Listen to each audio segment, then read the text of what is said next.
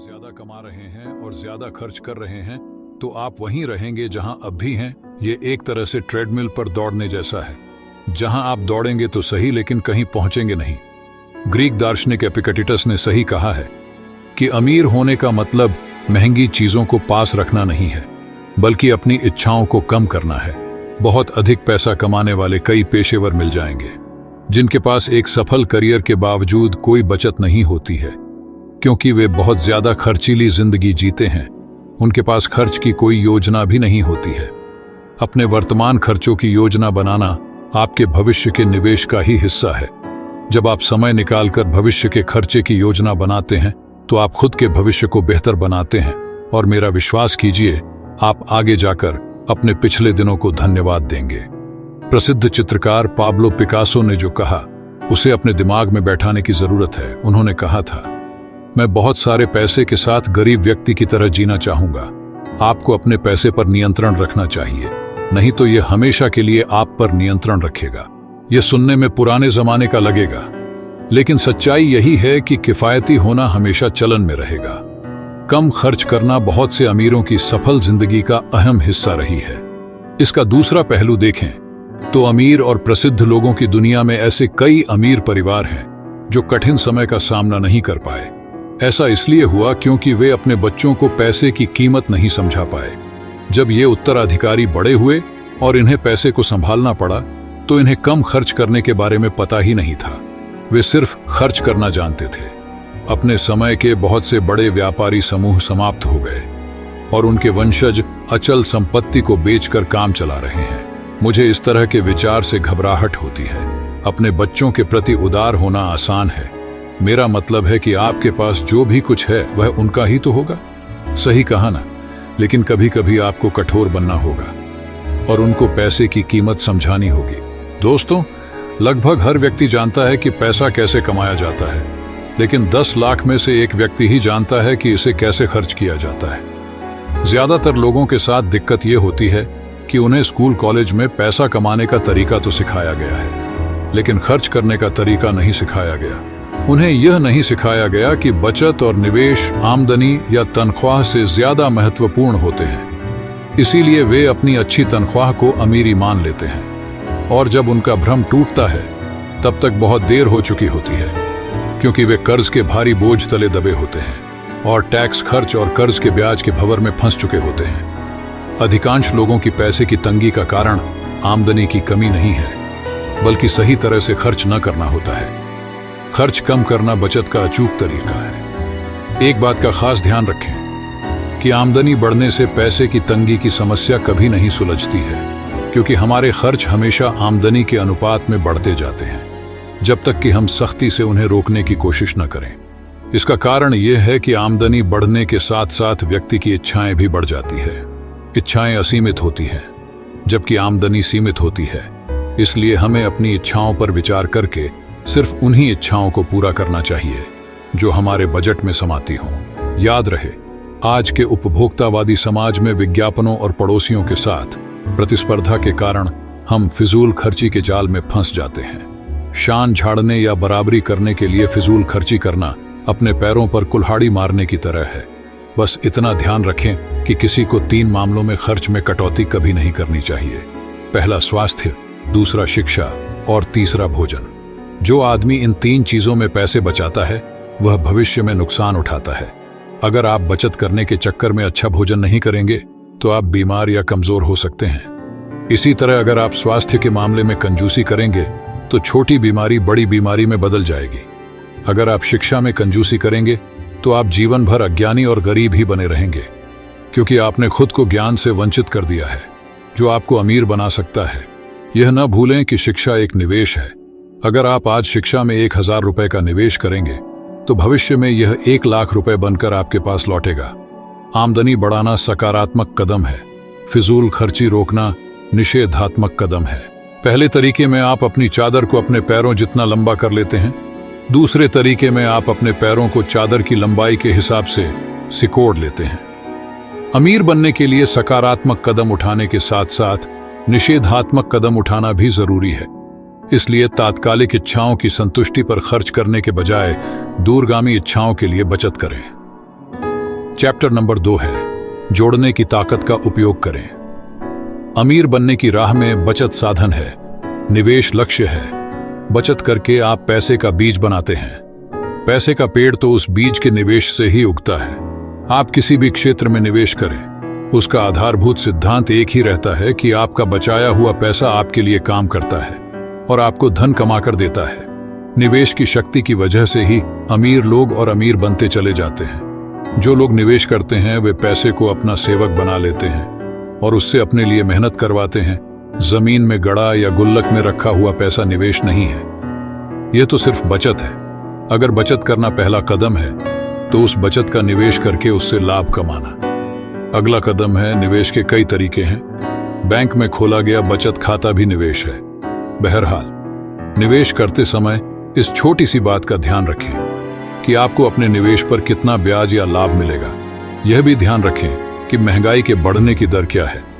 इस वक्त भारत में महंगाई हर साल लगभग 5% की दर से बढ़ रही है। अगर बैंक की ब्याज दर इससे कम है तो वहां निवेश करने में फायदा नहीं है बल्कि नुकसान है, क्योंकि आपके पैसे का मूल्य बढ़ने के बजाय घट रहा है। ब्याज दर जितनी ज्यादा होगी निवेश उतना ही लाभकारी साबित होगा। फिक्स्ड डिपॉजिट या एफडी में ब्याज दर ज्यादा रहती है, इसलिए यह बचत खाते से ज्यादा लाभकारी है। यह तो हुई बैंकों की बात। अब पीपीएफ, एनआईएससी, एलआईसी जैसे सुरक्षित निवेशों पर भी गौर करें, जिन पर आयकर में छूट भी मिलती है और ज्यादातर लोग ब्याज के बजाय आयकर की छूट के लिए ही इनमें निवेश करते हैं। फिर निवेश की उस रोमांचकारी दुनिया पर एक नजर डालें जहां थोड़ा ज्यादा जोखिम तो है लेकिन रेट ऑफ रिटर्न भी ज्यादा है। जमीन जायदाद में निवेश काफी फायदेमंद और सुरक्षित समझा जाता है, क्योंकि ऐसा माना जाता है कि जमीन की कीमत हमेशा बढ़ती है। जमीन जायदाद में निवेश बहुत लाभकारी हो सकता है, बशर्ते आप सही जगह, सही कीमत और सही मौके पर यह काम करें। फिर आता है शेयर बाजार में निवेश। शेयर बाजार में निवेश दो तरह से किया जा सकता है। या तो आप स्वयं व्यक्तिगत निवेश कर सकते हैं या फिर म्यूचुअल फंड्स के यूनिट खरीदकर अप्रत्यक्ष निवेश कर सकते हैं। चूंकि शेयर बाजार में जोखिम ज्यादा रहता है, इसलिए ज्यादातर लोग म्यूचुअल फंड्स के यूनिट खरीदना पसंद करते हैं। वे यह मानते हैं कि उच्च प्रशिक्षित विशेषज्ञ शेयर बाजार की बारीकियों को ज्यादा अच्छी तरह से समझते हैं। बहरहाल अगर आप अमीर बनना चाहते हैं तो आपको शेयर बाजार के बारे में ज्ञान हासिल करके यह काम खुद करना चाहिए। निवेश करने का एक और तरीका है मकान या दुकान को किराए पर उठाकर हर महीने किराया वसूल करना है। बहरहाल मकान किराए पर देने से पहले यह सुनिश्चित कर लें कि यह आपके लिए घाटे का सौदा तो नहीं है। एक व्यक्ति ने 6 लाख रुपए में मकान बनाया और उसे 3,000 रुपए महीने के किराए पर चढ़ा दिया। वे मकान के किराए पर चढ़ने से काफी खुश थे, लेकिन वित्तीय दृष्टि से यह समझदारी का नहीं बल्कि घाटे का सौदा था, क्योंकि अगर वे अपने 6 लाख रुपए डाकघर की मासिक बचत योजना में लगा देते तो उन्हें 8% वार्षिक ब्याज यानी 48,000 रुपए मिलते, जबकि मकान किराए में उन्हें साल भर में सिर्फ 36,000 रुपए ही मिल रहे हैं। इसके अलावा उन्हें मरम्मत के खर्च और प्रॉपर्टी टैक्स का बोझ भी उठाना पड़ रहा है। आप चाहे जैसे निवेश करें, लेकिन करें जरूर। आपकी कोशिश यह होनी चाहिए कि आपका मूलधन सुरक्षित तरीके से ज्यादा लाभ कमाए। वैसे तो आपका ज्यादातर निवेश अमीरी की नींव बनाने के लिए होना चाहिए, लेकिन आपको मेडिकेयर या जीवन बीमा पॉलिसियों में भी पर्याप्त निवेश करना चाहिए, ताकि अगर आपको कुछ हो जाए तो परिवार को आर्थिक कष्ट न झेलने पड़े। अमीर बनने की दिशा में निवेश बहुत ही महत्वपूर्ण कदम है। ज्यादातर लोग यह मानते हैं कि अमीर होने का मतलब है ऊंची तनख्वाह या अच्छी आमदनी। वे यह मान लेते हैं कि अगर उन्हें ऊंची तनख्वाह मिल रही है या उनके पास कार बंगला है तो वे अमीर हैं। ज्यादातर लोग यह नहीं समझ पाते हैं कि आमदनी से नहीं बल्कि बचत और निवेश से व्यक्ति अमीर बनता है। अमीर लोग पहले निवेश करते हैं, विलासिता के सामान बाद में खरीदते हैं। जब उनके निवेश से उन्हें काफी लाभ होने लगता है, गरीब और मध्यवर्गीय लोग अमीर दिखने और शान झाड़ने के चक्कर में निवेश की शक्ति को नजरअंदाज कर देते हैं और पहला मौका मिलते ही विलासिता के सामान खरीद लेते हैं। इसी वजह से वे कभी अमीर नहीं बन पाते हैं। निवेश करना इतना महत्वपूर्ण है कि इसे अमीरी का स्वर्णिम सिद्धांत कहना अतिशयोक्ति नहीं होगी, क्योंकि इसमें चक्रवृद्धि ब्याज की प्रबल शक्ति छिपी होती है। ज्यादातर लोगों ने बचपन में गणित की किताबों में चक्रवृद्धि ब्याज के बारे में पढ़ा होगा, लेकिन उसके दूरगामी महत्व या प्रबल शक्ति का अंदाजा बहुत कम लोगों को है। चक्रवृद्धि ब्याज का मतलब यह है कि आपको हर साल अपने निवेश किए हुए मूलधन पर जितना ब्याज मिलता है, आप भविष्य में ज्यादा लाभ कमाने के लिए उसका भी निवेश कर देते हैं। अगर आप ब्याज को खर्च कर देते हैं तो आपको चक्रवृद्धि ब्याज की शक्ति का लाभ नहीं मिलेगा, लेकिन अगर आप ब्याज को भी मूलधन के साथ जोड़कर हर साल निवेश करते रहेंगे तो आपको आशातीत लाभ होगा। चक्रवृद्धि ब्याज से पैसे का जबरदस्त नेटवर्क बन जाता है। आपका मूलधन तो पिता है जो आपके लिए पैसे कमाता है। चक्रवृद्धि ब्याज उस मूलधन का बेटा है और वह भी अपने पिता की तरह आपके लिए पैसे कमाता है। चक्रवृद्धि ब्याज के सिद्धांत पर चलकर आप पैसे की कई पीढ़ियां तैयार कर लेते हैं, जो सभी आपको अमीर बनाने के लिए दिन रात काम करती हैं। दोस्तों, पैसा सेवक तो सबसे बढ़िया है, लेकिन मालिक बुरा है। यह शब्द आज भी उतने ही सही हैं जितने 16वीं सदी में थे, जब फ्रांसिस बेकन ने उन्हें कहा था, पैसा हमारे लिए बहुत जरूरी है। मैं बार बार एक ही बिंदु पर आ रहा हूँ, यह हमारे ऊपर निर्भर करता है कि पैसे को अपनी खुशी के लिए उपयोग करें या पैसे को गंवा दें या पैसे के पीछे भागते हुए जिंदगी को कष्ट में बिताएं। मुझे याद है कि एक बार एक चार्टर्ड अकाउंटेंट ने एक चालाकी भरा सवाल पूछा था। उसने मुझसे कहा, दुनिया में ऐसा कौन सा जीव है जो सोता नहीं है?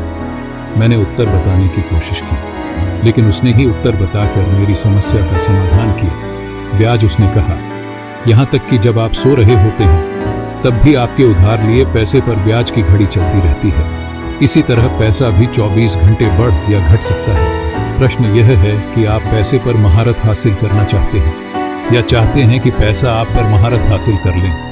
पीटर लिंच ने कहा है, लंबे समय में इससे आपके भविष्य की खुशहाली तय नहीं होगी कि आप कितना पैसा कमाते हैं, बल्कि इससे तय होगी कि आप कितना पैसा बचाते और निवेश करते हैं।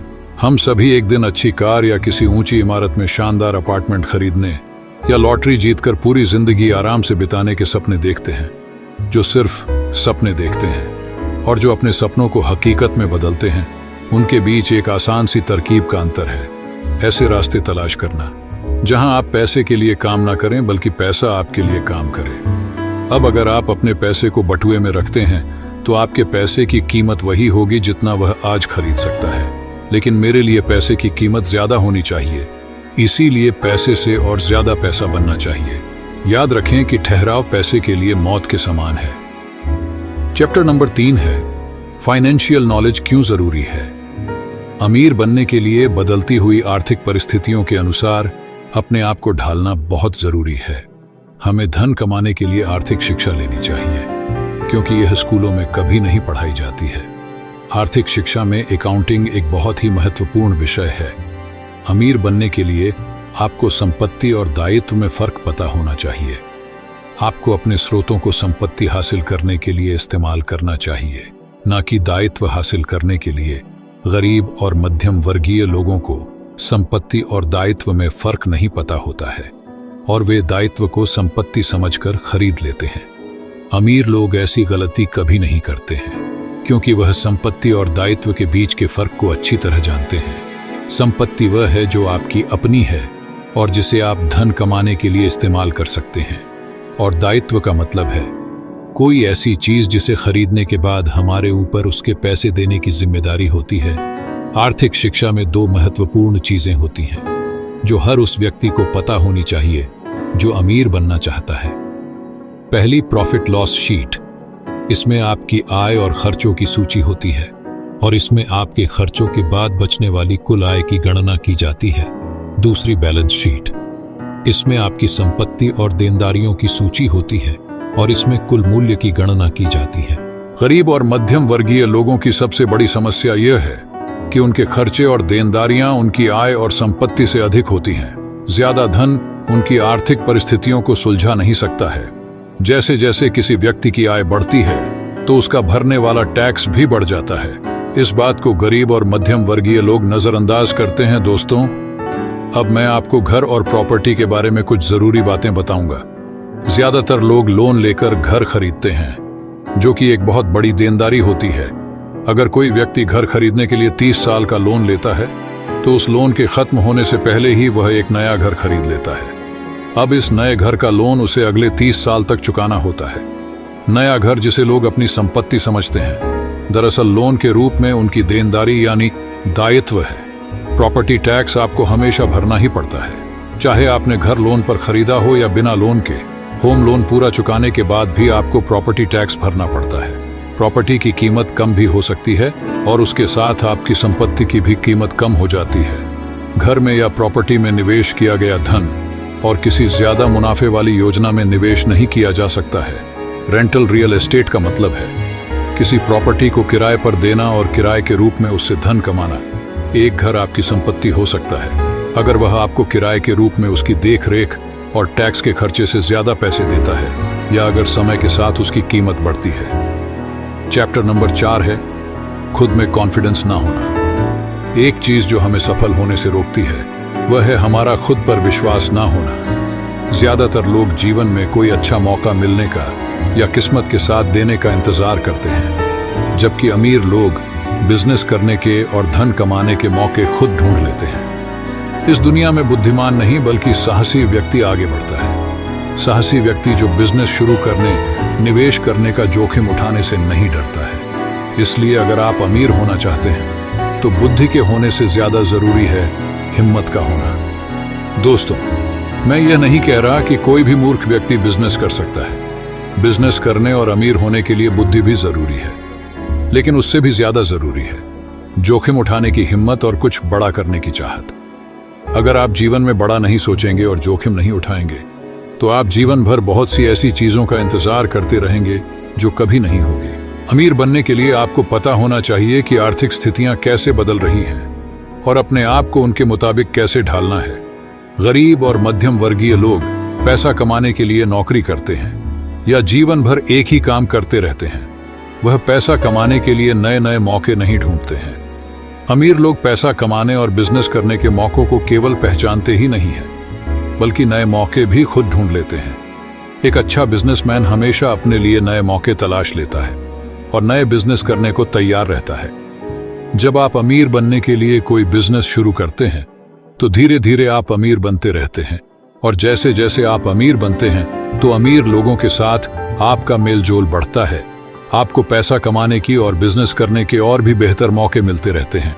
कुछ बिजनेस के मौके जोखिम भरे होते हैं, लेकिन जिन कार्यों में जोखिम ज्यादा होता है उनमें मुनाफा भी बड़ा होता है। अगर आप अमीर हैं तो आपके पास जोखिम उठाने के लिए पैसा होता है। अगर आपको किसी नए बिजनेस में घाटा भी हो जाए तो उससे आपकी और आपके परिवार की रोजमर्रा की जिंदगी प्रभावित नहीं होती है। चैप्टर नंबर 5 है गरीबी से मित्रता तोड़े। दोस्तों, गरीबी से मित्रता तोड़ने के लिए हमको गरीबों से मित्रता नहीं तोड़नी है।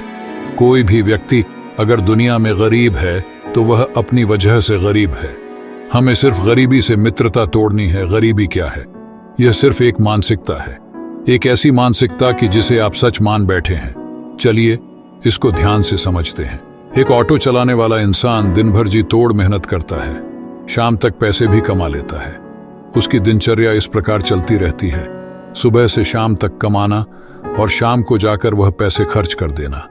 हम सभी यह जानते हैं कि जिस भी व्यक्ति की जितनी आय होती है वह उस प्रकार अपना व्यय भी तय कर लेता है। चलिए जिस प्रकार ऑटो वाले की दिनचर्या देखी है उसी प्रकार एक जॉब करने वाले व्यक्ति की भी दिनचर्या पर गौर करते हैं। एक जॉब करने वाला व्यक्ति अपनी नौकरी की टाइमिंग जो सुबह से शाम तक होती है वह रोज काम पर जाता है, वहां पूरा दिन मेहनत करता है और शाम को घर लौट आता है।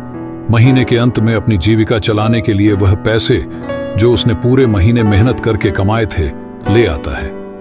अब इन्हीं पैसों से वह अपने एक महीने का सारा खर्च पूरा करेगा, जो अधिकांश लोगों का पूरा नहीं हो पाता है। महीने का अंत आते आते वह खाली जेब होने लगता है। अब आप ही बताइए क्या फर्क है उस ऑटो वाले चालक में और एक जॉब करने वाले व्यक्ति में। ऑटो चालक रोज कार्य करके खाली जेब रहता है और जॉब करने वाला व्यक्ति पूरे महीने कार्य करने के बाद भी खाली जेब रहता है। ऑथर अनुसार यह दोनों ही गरीब हैं। गौर करने वाली बात यह है कि इन दोनों ने ही पैसे कमाए थे, इन दोनों ने ही मेहनत की, लेकिन पैसे कमाने के बावजूद भी यह गरीब कैसे हुए? तो दोस्तों यही जानने वाली बात है कि सिर्फ खर्च भर के पैसे कमाने वाले व्यक्ति ही गरीब कहलाते हैं। वे यह भूल जाते हैं कि अकस्मात किसी भी परेशानी के आने से उनका सारा बनाया हुआ जाल टूट जाएगा गरीबी से समझौता करके उन लोगों ने यह गलती कर रखी है। वह अपने आप को सुरक्षित तो जरूर महसूस करते हैं, पर सुरक्षित होते नहीं हैं, और इसी को गरीबी कहते हैं। मुझे आशा है कि आप लोग गरीबी समझ गए होंगे। यदि नहीं तो मैं कुछ और उदाहरण देकर आपको समझाने की कोशिश करता हूँ। गरीब व्यक्ति किसी भी प्रकार का जोखिम लेने की कोशिश नहीं करते हैं। वे किसी भी प्रकार के नए कार्य की शुरुआत नहीं करते हैं, और यदि करते भी हैं तो उसे जल्दी बंद कर देते हैं। वे कान के कच्चे होते हैं और औरों की नकारात्मकता वाली सोच अपने ऊपर हावी कर लेते हैं। वे अपने जीवन भर हालात से और दुनिया से समझौता करते रहते हैं। वे अपनी गरीबी का दोष हमेशा किसी और को देते हैं। अपनी गरीबी की जिम्मेदारी वे खुद कभी नहीं लेते हैं। वे सिर्फ सपने देखते हैं, पर उनको पूरा करने के लिए कोई कार्य नहीं करते हैं। गरीबी के कुछ लक्षण जो आप अपने आसपास के लोगों में बखूबी देख पाएंगे। हो सकता है इन लक्षणों से आप अवगत हों और ये लक्षण आप में भी पाए जा सकते हैं। यदि ऐसा है तो इन लक्षणों की पहचान जल्दी करें और जल्द ही इससे छुटकारा पाने के लिए कार्य शुरू करें। यह लगभग उसी प्रकार है जैसे जब आप बीमार पड़ जाते हैं तो आपको एक मेडिकल चेकअप की जरूरत पड़ती है, और जब आपकी मेडिकल जांच हो जाती है तो उसकी रिपोर्ट के अनुसार आपको दवाएं दी जाती हैं। तो जैसे ही आपकी गरीबी के लक्षण आपको पता चलते हैं, आपको इसके इलाज के रूप में कार्य शुरू कर देने होंगे। मैं आशा करता हूं कि आपको मेरी बात समझ आ रही होगी। गरीबी एक बीमारी के रूप में आपके साथ चिपक गई है। मैं जानता हूं कि यह आपको बुरा भी लग सकता है। दोस्तों, बुरा मानने की बात नहीं है। मैं आपको ठीक करने में आपका साथ देने के लिए राजी हूं। चलिए गरीबी से छुटकारा पाने के कुछ उपाय पर कार्य करते हैं। सबसे पहले तो आप कसम खाएंगे कि आप गरीबी से मित्रता तोड़ देंगे। ये बहुत मुश्किल होगा, पर यह समझ लीजिए कि इस मुश्किल को पार करने के बाद जीवन के सारे सुख, सारे ऐश्वर्य सब आपके चरणों में होंगे।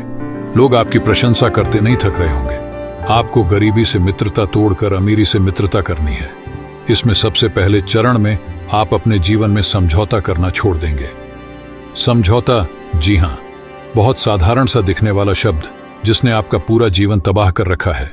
यह कब आपके जीवन में आया और इसने आपको बदल दिया, आपको पता भी नहीं चला। आइए कुछ और उदाहरणों द्वारा इसे समझने की कोशिश करते हैं। आपको जन्मदिन पर सिर्फ साइकिल मिल सकती है। आपको तो बस से ही जाना पड़ेगा। हमें इतने में ही गुजारा करना होगा। हम अपने बच्चों को ज्यादा महंगे स्कूल में नहीं पढ़ा सकते हैं। हमारी तनख्वाह जितनी है हमें उतने में ही गुजारा करना चाहिए। हमारी चादर जितनी हो हमें पैर उतने ही पसारने चाहिए। हम तो गरीब ही पैदा हुए हैं और गरीब ही मर जाएंगे। ऐसे ही समझौता करने वाले जितने भी वाक्य आपने अब तक सुने हैं, उन सब से आपको छुटकारा पाना है। यह मुश्किल जरूर होगा, पर यह नामुमकिन नहीं है। अब आपको बड़ी चादर का इंतजाम करना है। हम सभी यह जानते हैं कि हमारे वे मित्र जो कभी भी हमारा बुरे वक्त में साथ नहीं देते थे, वे मित्र जो हमें नुकसान पहुंचाते हैं, वे मित्र जो सिर्फ हमारा समय व्यर्थ करते हैं, उन सभी से हम लोगों को जल्द से जल्द छुटकारा पा लेना चाहिए। दोस्तों, जैसा कि अब आप जान चुके हैं कि गरीबी भी आपकी ऐसी एक मित्र है जो बुरे वक्त में आपको और भी बुरा दिखाने वाली है, आपको हमेशा ही नुकसान पहुंचाने वाली है और अब तक आपका समय व्यर्थ करती आ रही है। दोस्तों, जैसा कि आपने कई जगह पढ़ा या सुना होगा कि गलती करना कभी भी इतना बुरा नहीं होता है जितना उस गलती को ना सुधारने की कोशिश करना होता है। हम सभी से जीवन में बहुत बार गलतियां होती हैं। हम उन गलतियों से सीखते हैं और जीवन में आगे बढ़ जाते हैं। कई बार हम जीवन में बार बार वही गलतियां करते हैं जो हमें बार बार नुकसान पहुंचाती हैं। हम खुद की ताकत को न पहचान कर दुनिया द्वारा सिखाए गए वह सारे कार्यक्रम करते हैं जिससे हमें सिर्फ और सिर्फ नुकसान हो रहा होता है। जीवन में समय समय पर हमको मौके भी मिलते हैं, परंतु दुनिया के डर से हम वो मौके भी खो देते हैं। हम अपने आप को हमेशा सुरक्षित क्षेत्र में रखने की कोशिश करते हैं, जो कि असल में कभी हो ही नहीं सकता है। दोस्तों, क्या आप लोग नौकरी करके सुरक्षित हैं? क्या नौकरी करते हुए आपके साथ कोई समस्या नहीं हो सकती है? हम सब यह जानते हैं, इस सुरक्षा क्षेत्र जैसी कोई जगह नहीं होती है। फिर भी जीवन भर हम यही मानकर अपने जीवन का सत्यानाश करते रहते हैं कि हम सुरक्षित क्षेत्र में हैं। चलिए इसको एक कहानी समझते हैं। एक गांव में एक किसान रहा करता था। वह अपने परिवार के साथ अपने खेत में एक छोटी सी झोपड़ी बनाकर रहा करता था। उसके पास एक दिन एक गुरु और शिष्य रात बिताने के लिए जगह मांगने आए। जैसे ही शिष्य ने किसान से जगह मांगी, किसान ने उत्तर दिया कि मैं बहुत गरीब आदमी हूँ। मेरे पास सिर्फ एक भैंस है जो इतना दूध देती है कि जिससे हम लोग 2 वक्त का खाना ही खा पाते हैं। आप और गुरुजी हमारी झोपड़ी में आज रात रुके तो यह हमारा सौभाग्य होगा, परंतु आपको खिलाने के लिए मेरे पास ज्यादा भोजन नहीं है। जो कुछ भी रुखा सुखा है आप उसको खाकर ही हमें आशीर्वाद दें। शिष्य ने गुरुजी को सब बताया। गुरुजी ने किसान के घर रुकने का निर्णय लिया। सभी ने रात का भोजन किया और सो गए। रात को जब सभी गहरी नींद में थे तब गुरुजी ने अपने शिष्य को जगाया और कहा, चलो अब यहां से चलने का समय हो गया है। शिष्य ने गुरु की आज्ञा का पालन करते हुए वहां से चलने का निर्णय किया। झोपड़ी के बाहर एक भैंस बंधी हुई थी। गुरुजी ने शिष्य को आदेश दिया कि यह भैंस अपने साथ ले चलो। कुछ ही दूर जाकर गुरु ने शिष्य ने उस भैंस को एक कुएं में धकेलने का आदेश दिया। शिष्य ने उस भैंस को एक कुएं में धकेल दिया और भैंस की मृत्यु हो गई। शिष्य गुरु के इस निर्णय से बहुत हैरान था, परंतु गुरु तो गुरु थे। वह शंका में होते हुए भी उनसे कोई प्रश्न नहीं कर सका। उसने सोचा कि गुरुजी अगर कुछ कर रहे हैं तो जरूर इसके पीछे कोई ना कोई राज जरूर होगा। समय बीता और 5 सालों बाद संयोग से वह गुरु और शिष्य एक बार फिर से उसी गांव में आ पहुंचे। उन्होंने देखा कि वहां पर जहां एक झोपड़ी हुआ करती थी, अब वहां पर एक बड़ा मकान बना हुआ है। उसके आसपास के खेतों में कई सारे मजदूर कार्य कर रहे थे। शिष्य ने अंदाजा लगाया कि शायद वह किसान यह जमीन बेचकर कहीं और चला गया होगा। गुरु के कहने पर उसने दरवाजा खटखटाया और जैसे ही दरवाजा खुला, शिष्य हक्का बक्का रह गया। किसान को भी उनको पहचानने में कुछ देर नहीं लगी। उसने उन्हें देखते ही नमस्कार किया और कहा कि मैं आप लोगों को कभी नहीं भूल सकता हूं। यह जो कुछ भी आज मेरे पास है वह सब आप लोगों के ही कारण हो सका है। शिष्य अभी भी हैरान था। उसे यकीन नहीं हो रहा था कि वह गरीब किसान इतने कम समय में इतना अमीर कैसे हो गया। किसान ने बताया कि जिस रात आप लोग यहाँ रुके थे, आप लोग सुबह जल्दी चले गए, मुझे पता भी नहीं चला और आपने मुझे बताया भी नहीं, मेरी नींद खराब ना हो। ऐसा सोचकर शायद आप लोगों ने मुझे नहीं जगाया होगा। जिस रात आप लोग यहाँ रुके थे उसी रात को न जाने कैसे मेरी भैंस कुएं में जाकर गिर गई और मर गई। हम लोगों की आजीविका चलाने के लिए सिर्फ वही एक साधन हमारे पास था। हमारे घर के आसपास बहुत सी जमीन थी, पर वह सारी बंजर थी। अब हमारे पास कोई और चारा नहीं था, तो हमने उसी बंजर जमीन को उपजाऊ बनाने के कार्यक्रम शुरू किए। हमें मेहनत जरूर लगी, पर वह जमीन जल्द ही उपजाऊ हो गई और फिर इसी जमीन में फसल उगाकर मैंने पैसे कमाए। उन पैसों से मैंने और पैसे कमाए और उन पैसों से मैंने और भी खेत खरीदे। मैं ऐसे ही और अधिक खेत खरीदता चला गया। फिर ऐसे ही मैंने अपने लिए धीरे धीरे बहुत से साधन अर्जित किए। आज मैं गांव का सबसे अमीर व्यक्ति हूं। यह सब आप लोगों की दया से ही हुआ है। ऐसा कहते हुए किसान ने गुरु शिष्य का बहुत आदर सत्कार किया, उन्हें अच्छा भोजन कराया और बहुत सी भेंट देकर विदा किया। जब गुरु शिष्य दोनों वापस जा रहे थे तो शिष्य से रहा न गया। उसने गुरु से पूछा, गुरुदेव, मैं आपसे उस दिन भी यह प्रश्न करना चाहता था, पर मैं कर न सका। आपको यह कैसे पता चला कि यह व्यक्ति ऐसे ही अमीर बन सकता है? गुरुजी बोले, जब हम पहले यहां पर आए थे तो मैंने देखा कि यह व्यक्ति सिर्फ और सिर्फ अपनी भैंस पर आश्रित होकर अपना और अपने परिवार का पालन पोषण उससे मिलने वाले दूध के द्वारा करता है। इसके आसपास बहुत सारी इसकी जमीन पड़ी हुई थी जो बंजर थी, जिसकी तरफ इसका ध्यान जाता ही नहीं था। मैं ये बात समझ गया कि जब तक यह भैंस रहेगी तब तक इसको यह जमीन कभी दिखाई ही नहीं देगी, और बस मैंने वही किया। मैंने उस भैंस को हटा दिया, फिर इसको वह जमीन दिखने लगी और उसने उसी से पैसे कमाकर अपने आप को अमीर बना लिया। तो दोस्तों, जैसा इस कहानी में बताया गया है, जब तक आपके पास अपने दिनचर्या चलाने के लिए विकल्प मौजूद रहेंगे तब तक आप बड़ा काम करने की कोशिश नहीं करेंगे। जब तक आपके पास गरीब बने रहने के साधन हैं तब तक आप अमीर बनने की कोशिश नहीं करेंगे। इसी प्रकार आप गरीबी से रिश्ता बनाए रखेंगे और आपका अमीरी से रिश्ता कभी नहीं बनेगा। आपको आज ही कसम खानी होगी कि मैं अब से गरीबी से कोई रिश्ता नहीं रखूंगा और गरीबी को त्याग दूंगा। चैप्टर नंबर 6 है अतिरिक्त आय के स्रोत बनाएं। अमीर बनने का छठा सिद्धांत है आमदनी बढ़ाने के तरीके खोजें। मजे की बात यह है कि लोग अमीर तो बनना चाहते हैं, लेकिन वे अपनी आमदनी बढ़ाने के तरीकों की खोज ही नहीं करते हैं। हम चाहे जहां भी हों, जो भी करते हों, हम सभी के सामने ऐसे बहुत से मौके होते हैं जिनके द्वारा हम अपनी आमदनी बढ़ा सकते हैं। जैसे गृहिणियां ट्यूशन कर सकती हैं, या ब्यूटी पार्लर खोल सकती हैं, या कोई अन्य लाभकारी काम कर सकती हैं। इसी तरह नौकरी पेशा लोग भी दूसरा पार्ट टाइम काम कर सकते हैं। शेयर बाजार या जमीन जायदाद